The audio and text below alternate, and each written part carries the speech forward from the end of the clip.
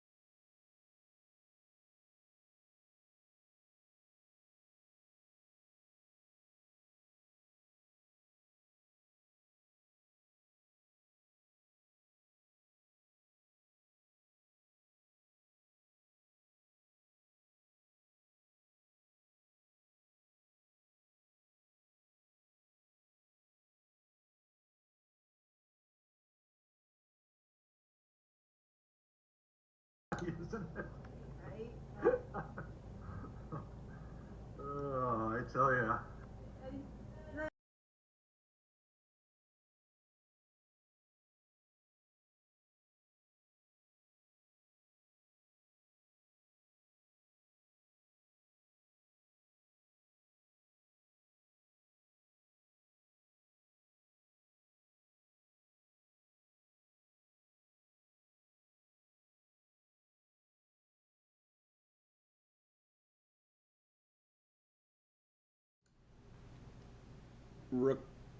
Let's just go ahead and record a couple of minutes. I'm going to start recording. So if you guys want to say a few words.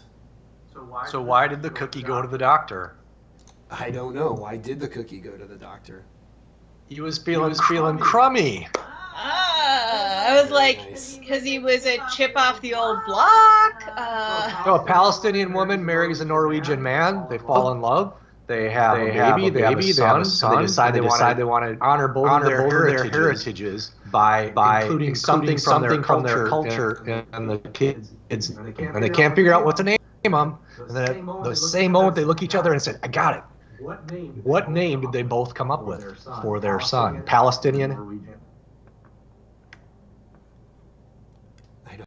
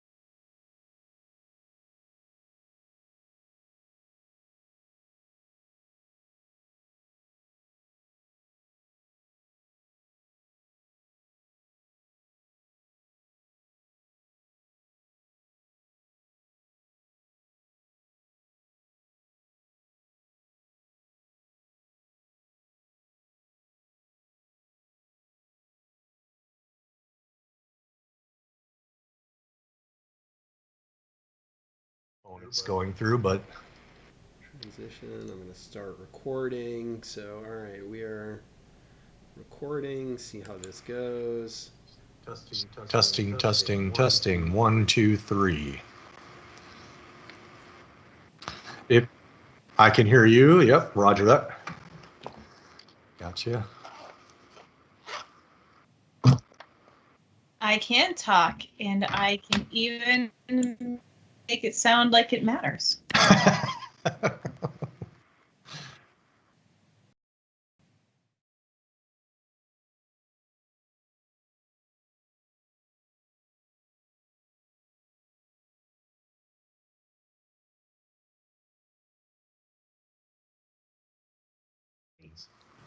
Great. I did a different did a different version of my pumpkin pietini this time. Ah. I went last time I had heavy cream and rum. This time I went with vanilla vodka and Bailey's Irish cream. Ooh, you're talking my language. Pumpkin pie liqueur. Oh, that This sounds one's better. really good. Oh, man. Someone suggested getting the salted caramel Bailey's. Huh. Using it, but I thought the regular Bailey's would have more use going forward. Yeah. Feel Good like point.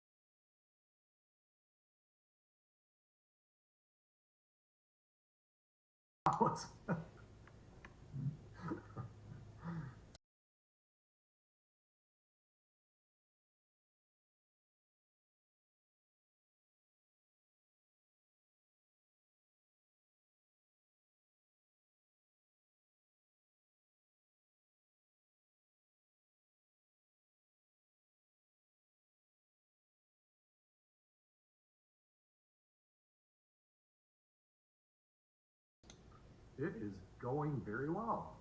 So is this just a test recording, or are we wanting to? We're not jumping in right away. This is test recording right now. What happened there? Right where? What happened where? So I wanted to go get the Baileys and vodka today, but I knew what I wanted to do like at 9 o'clock this morning, but felt that it would be wrong to buy liquor before. Where are you living?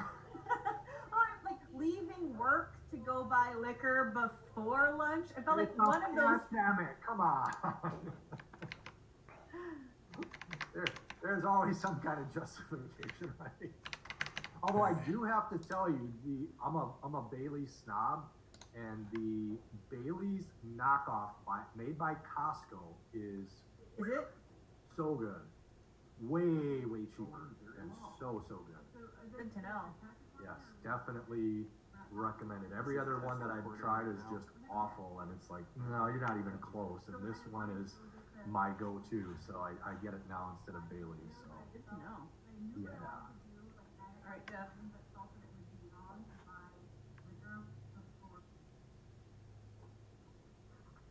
Where are you living?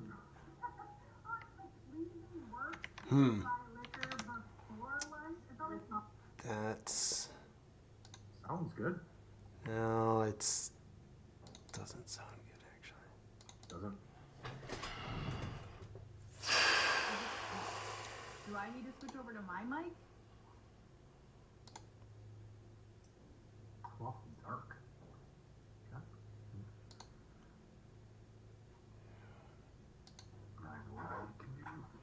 Hang on.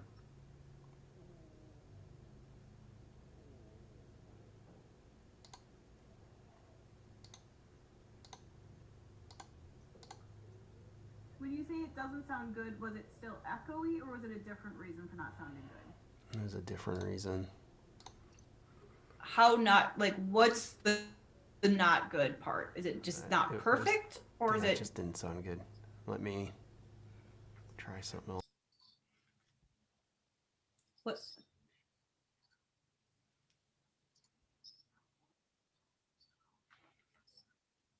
I don't know. Hello, everyone. Great to see you all. Just remember Spencer's thing, 80% out the door is better than 100% in the drawer. And there's a problem in the cockpit. What is it? It's that little place in the front of the plane where the pilot sits. But that's not what's important right now.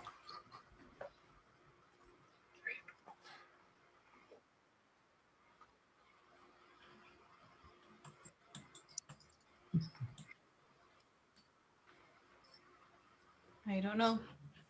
Hello, everyone. Great to see you all. That sounds perfect. Just remember Spencer's thing, 80% out the door is better than 100% in the drawer. There you go. And there's a problem in the cockpit. What is it? It's that little place in the front of the plane where the pilot sits. But that's not what's important right now. Okay, awesome. Let's go. Giddy up.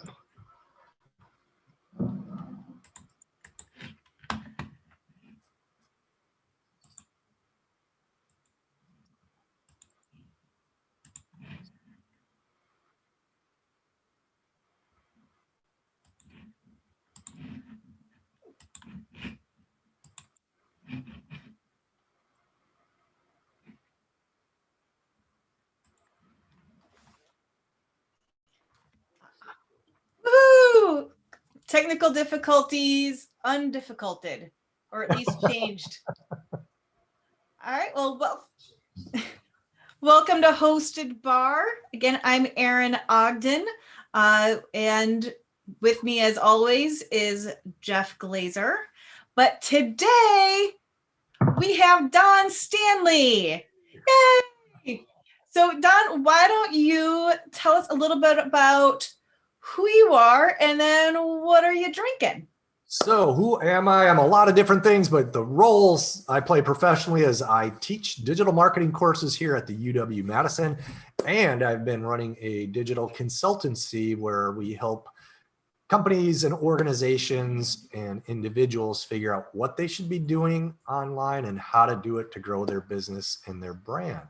And then I'm double fisting today in honor of my Irish heritage. I've got orange and green. I've got my typical green smoothie, organic bananas, organic spinach, and a Orgain powder. And then this is like an immunity mix that I found at Costco, and it's really good. So I figured, in honor of the Irish heritage, I don't know, it's not St. Patrick's. You know what? Irish heritage is celebrated at all times. Absolutely. Even if you're not Irish, everybody can celebrate. That's right.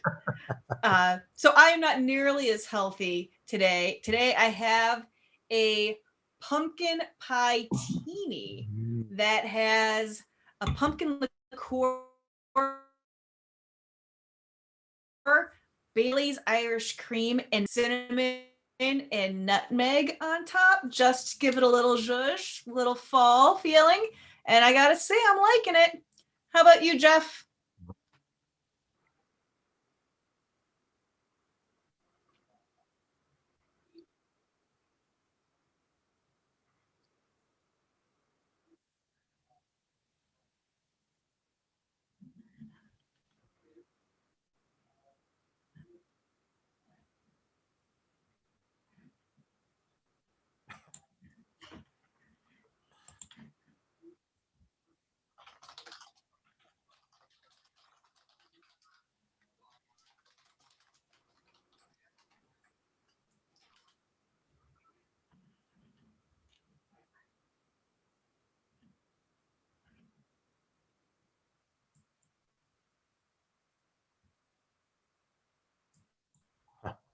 You make do. I like it. Adapt and overcome. So, Jeff, I just sent you a message. Are we supposed to be live? Are we doing it live? Okay. Because I just didn't see it on YouTube, and I wanted to make sure that, it was working. But oh, no, I just had to refresh. Never mind. We all need to refresh every now. That's right. That's what the weekend is for. Exactly. No, it's fine, Jeff. It came up now. I just needed to refresh. So, Dawn, I was really excited to have you on because I keep hearing about inbound marketing, and all this stuff, and I nod my head like I know what it means. Mm-hmm. And yet every time I'm always like, isn't all marketing inbound? Like all marketing is, I want things to come in to me. And when I think of inbound and outbound, I can think of airplanes, right? And I don't want anything to be going out to someone else if I'm putting time in my marketing. So what is inbound marketing if everything isn't inbound? Good question. And inbound marketing, the way I think about it is interruption marketing versus marketing that you want to have in front of you. So the perfect example for me is the DVR. Why did people invent the DVR? To primarily skip commercials that they did not want to watch, right? Why do we have the skip feature on YouTube? And why does most people click on it? Because we want to skip things. Outbound means essentially you're interrupting people and you're sending out messages most of the time that are not solicited. Sorry. Sending out messages. I can hear myself. I know. Sorry. Oh, that's all right. Whereas inbound is what you want to do is you want to create content, primarily video, audio, text, that when somebody is looking for something, they do a search in your company or you as an individual, a solopreneur, an entrepreneur, your content shows up and somebody goes to your website, goes to your social media channels. They come into, without you having to solicit, they come into your sphere and they seek information that they want or are interested in. So basically, again, the way I try to explain it that makes more sense, because sometimes these marketing terms are like, that doesn't make sense to anybody but a marketer, is Am I interrupting somebody? If I am, that tends to be outbound. If I'm not, if I'm drawing them in like a magnet because they did a search and they're looking for something and then they find me, whether it's, a Google My Business page or a social media account or a website, that's what I see as inbound marketing. Cool. So it's more kind of a, I don't want to say mindset, but more that the customer is coming to you and saying, I want to know more, rather than you going to the customer like, you should know more, you should know more, you should know more. Exactly. And there's different levels of it, of course, because if you use Facebook marketing or Instagram marketing or other, you can really refine your audience to get in front of the right folks. So we're not talking about paid advertising right now. But it really is a mindset. It's a mindset of focusing on finding people and meeting them when they have a need versus just broadcasting so widely that you're getting the wrong people paying attention to your message. And so, for example, right now I'm getting some ads served to me on YouTube. I have no idea why. And I spend a lot of time on YouTube. That's my primary source of listening to podcasts and learning things. And so I spend a lot of time on it. Right now I'm getting something about MVAs for PI attorneys. And I'm like, what? I'm not a personal injury attorney. And what is an MVA? And I keep getting served this ad. So of course I keep skipping it. And that's an example to me of bad marketing and like an outbound marketing where I am not a personal injury attorney. I don't work with personal injury attorneys. Why are you messaging me with this information? Whereas I also got a different message recently, a different YouTube ad for a nonprofit that does some really cool things making sustainable clothing that I did pay attention to theirs because they knew enough about me from the demographics to be able to say this guy might be interested in that. So again, there's levels of it that even though I wasn't soliciting that, but usually it's that I'm going to go on Google, I'm going to search, I'm having an issue, I'm having a challenge, I'm having a problem. How do I build a personal brand online? How do I find this? How do I train my dog? And what ends up happening is the good content shows up. The mindset is I want to be helpful. So I want to show up high in a Google search or an Alexa search or whatever tool we're thinking of. And I want to be able to have my website or my social media content show up so people get drawn into me and they're like, this company, this individual, they're really helpful. I want to learn more. And that way it is non-interruption based. It's helpful based. So yeah. Go ahead. Go ahead, Jeff. I was going to say one of the trends it seems in recent inbound marketing is more brand neutral content marketing. I was reading an article written by an academic. Not that automatically invalidates it, just means it's particularly drier than other kinds of articles, I think. There's a lot more math. There are way more like summation and integral signs that I normally expect with like marketing research. But the gist of the article is that more and more brands are adopting what they call brand neutral content marketing on this idea that if you can, they gave an example of Patagonia, right? Where Patagonia, they're writing articles that don't say buy a Patagonia jacket. They say being outdoors is awesome, right? And here are all the ways that I love being outdoors, so that when people are searching for things to do outdoors, that one of the places that they end up is, reading the articles, the inspirational articles, albeit reading these inspirational articles at Patagonia about being inspired to go outdoors. And then, is there supposedly, what's the idea there? That I'm going to provide this content that has nothing to do with my brand, but that people are going to somehow know it's associated with me and just sort of stick around and buy my stuff? There seems to me to be a high risk of a free ride. I mean, I don't know. Maybe there's a lot of questions here, but I think it's a great question, and I would say there's very little risk in that because of this. Red Bull was the company that really started this and championed it. And what they started doing was they started creating beautiful magazines, beautiful content about X Games type sports. And yes, there were the paid and sponsored athletes who were a part of it, but they never talked about Red Bull. all they talked about was highlighting these people and showing what they were doing and places that events were happening and how you could learn to do these tricks. And what people want is more than ever, and this is pre-COVID, but even more so with COVID, is right now, Western cultures, and I'm thinking specifically of the UK and the US with this data I'm about to address, are the loneliest we've ever been. And people want a sense of belonging. And what companies and organizations can do is they can create a sense of community. The example that I'll often give is people will start to feel like they're a part of an organization. So I'm a big Green Bay Packers fan. If you're not, I'm sorry you don't like pro football, but that's beside the point. But when the Packers win, my friends and I don't say, yeah, the Packers won this weekend. What we say is, we won this weekend. If we see somebody who has a Packers shirt on, we're like, hey, what's up? But we do the same thing with Spartan races, with jiu-jitsu t-shirts, with things that are Patagonia. It can be things that are Star Wars or Star Trek or Harry Potter. And what people want is that sense of connection and community.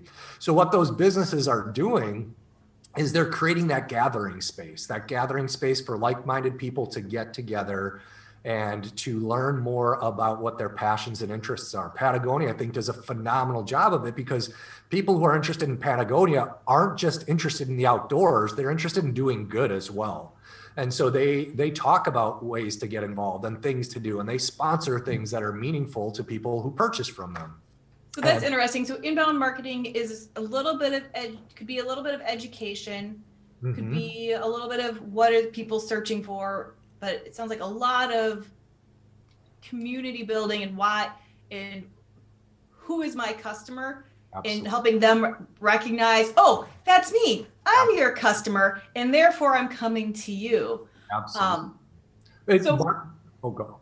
I was just going to say, Mark Schaefer wrote a great book called Marketing Rebellion. Very, very, very, very good book. And in it, he details out how there's been different rebellions since the start of the medieval marketplace, when the first marketing disruption took place with flyers and posters. Well, today, if you look at the data, what people want more than anything is a sense of belonging.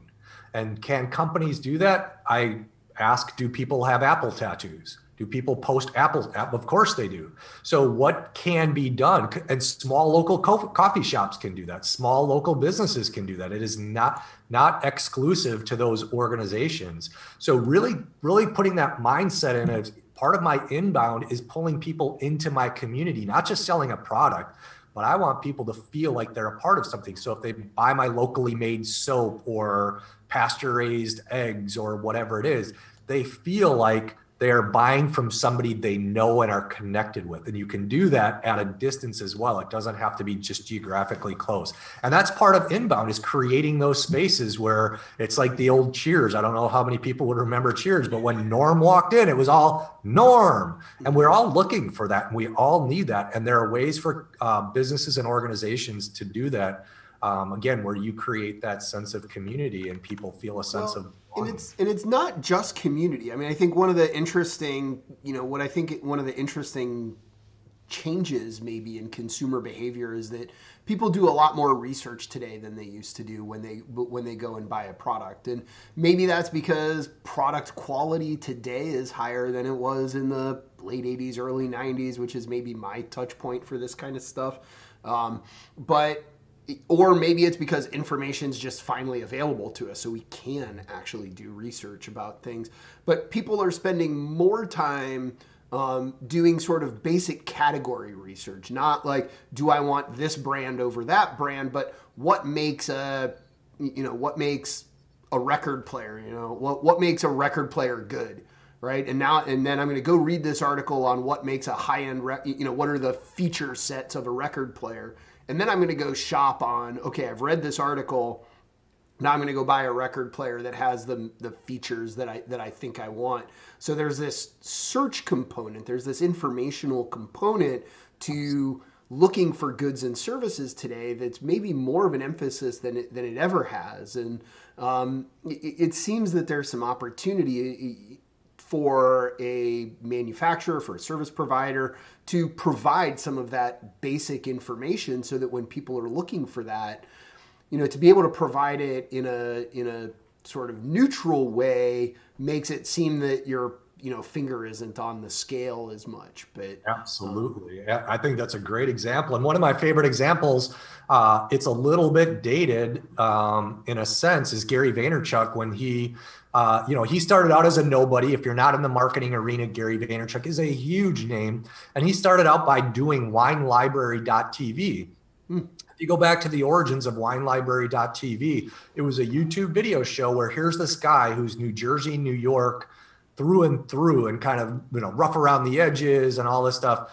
Good, really good guy from what I know. But he's talking about wine. And the first question that some people had was, well, how are you going to talk about wine? You run a liquor store. You have an agenda. And what they started doing is they would never review a wine that they had in stock. He would only talk about wines that they did not have in stock, or they would carry a very, very limited amount of that wine. And people would say, why would you do that? And he goes, because I don't want people thinking I'm pushing a product. What ended up happening, they started his dad's liquor store, which was selling all kinds of liquor in the New York City area, was at about $4 million a year in business, gross revenue. When they did this YouTube channel of WineLibrary.tv, where they taught people to taste wines and how to pair wines and how to do different things with wines, and again, not selling anything, they went from $4 million to $60 million in sales. They didn't change any other marketing. They didn't add any new marketing. So it's funny that you say that, because I was just about to start asking questions about sort of a free rider problem, right? Which is that I'm going to go and provide all this great information about wine, but there's no guarantee that people are actually going to buy it from me, right? That I'm going to provide, here's all this great information about learning to make you a better wine consumer, and I could just be out those dollars if nobody actually, if there isn't an increase in the amount of sales that I see, right? Presumably we're doing this because we want people to continue to buy stuff from us. Absolutely. So it seems like, at least from that story, that you would be that you would hold the position that the benefit far outweighs the free rider detriment. Yeah, because what I ask is, what does that build? What did he build by doing that? What's the asset that he gained by doing that in your mind as a consumer? So I'm asking both of you right now, and anybody who's listening, what did he build there? What did he gain?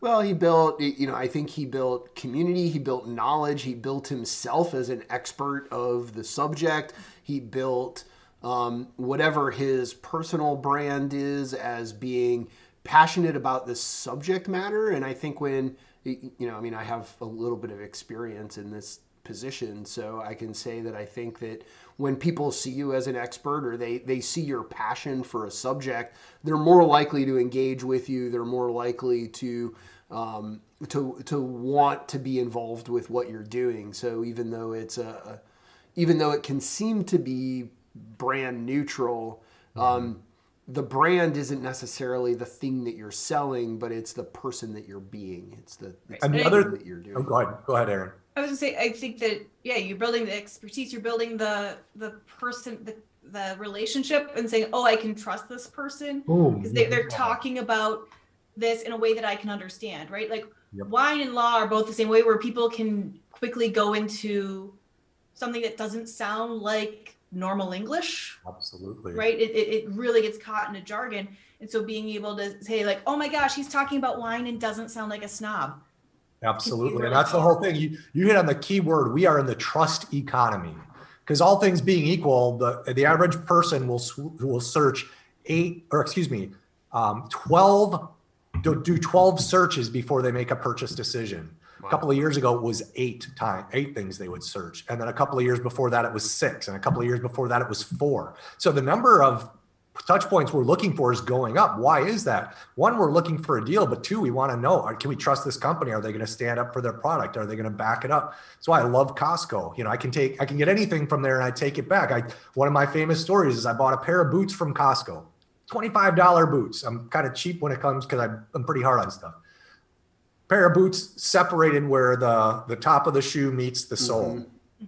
I went in there 2 years after the fact, And I said, oh, I've got these boots on. Do you guys still sell them? I'd really like to buy another pair. They're like, where did you buy these? So I bought them here. Don't go buy another pair. Just go grab another off the rack.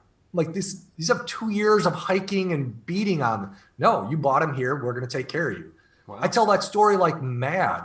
And so when companies do that and they engender that trust, the best marketing form is a satisfied customer.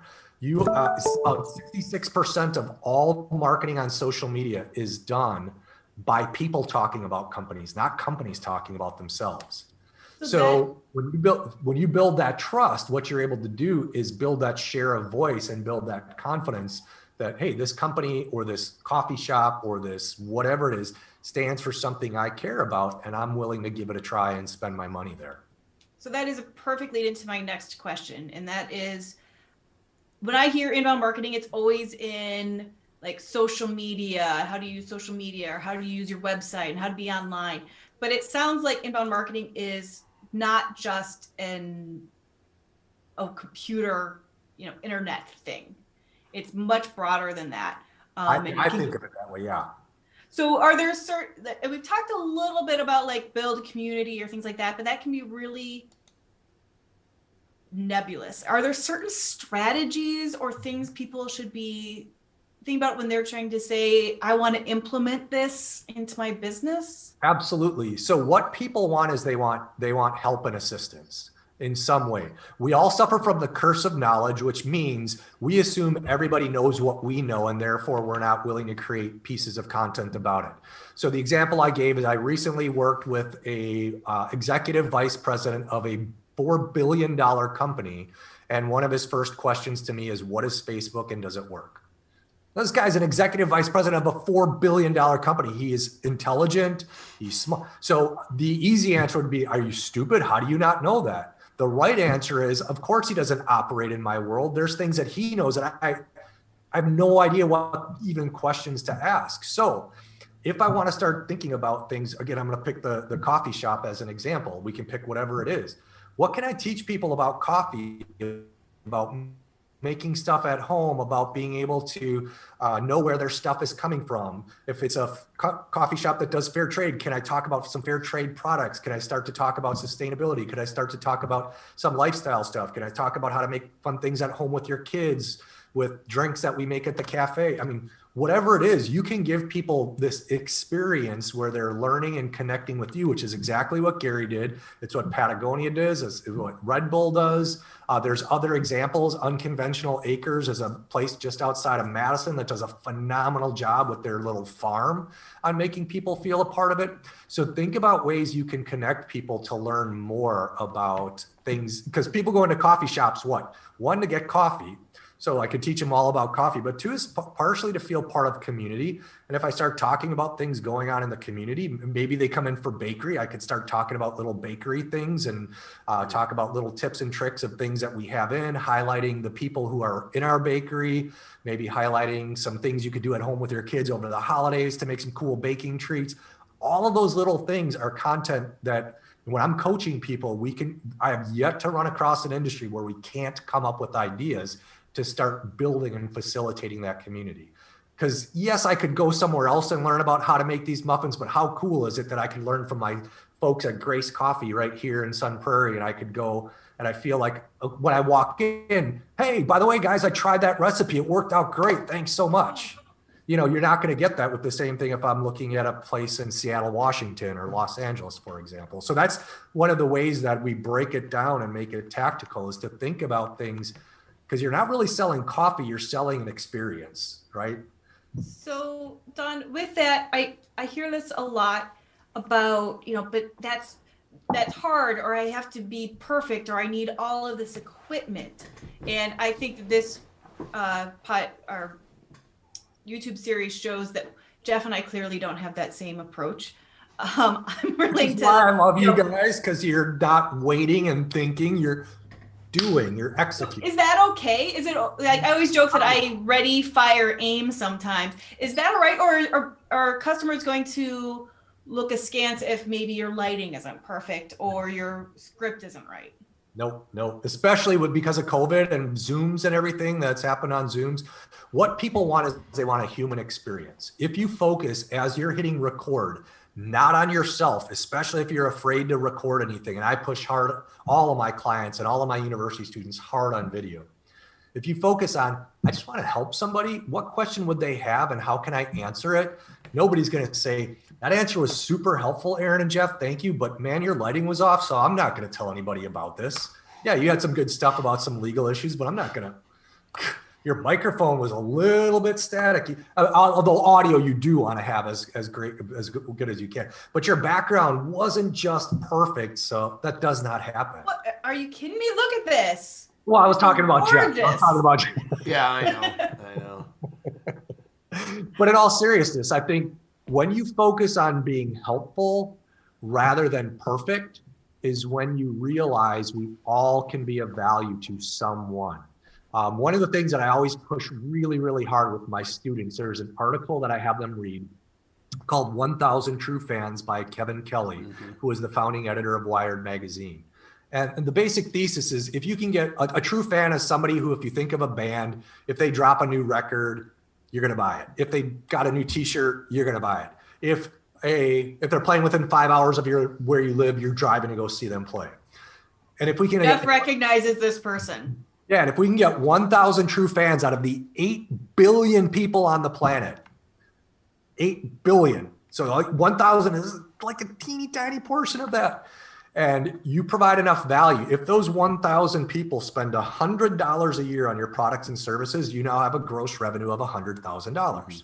Not too bad.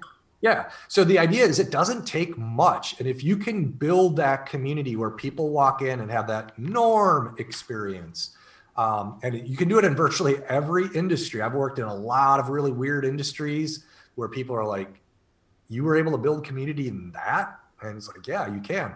That's when you start to realize I don't need to be perfect video for everybody. I just need to be helpful to those 1,000 people that are the people that I'm really trying to help.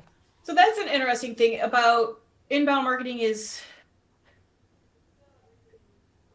to kind of distill everything. And we'll talk more about this next week, Jeff, but it sounds like it's not just helping them recognize your tribe, but also recognizing you aren't the company for everyone.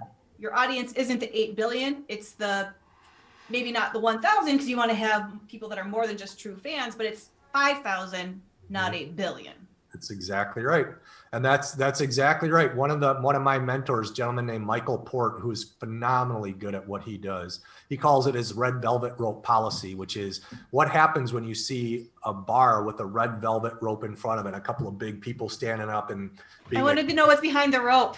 Exactly right. It's exactly right. And when you make people earn that, look at them and say pretentious twat.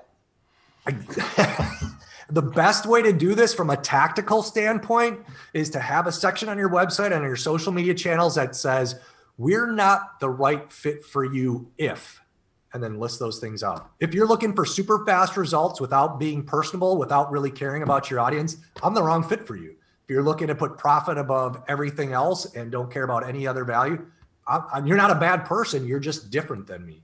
If you don't want to, whatever it is. And it doesn't have to be that heavy. It can be, if you're a cat person and you're a dog person, or begrudgingly, if you're a Bears fan, that hurts to say. But whoa.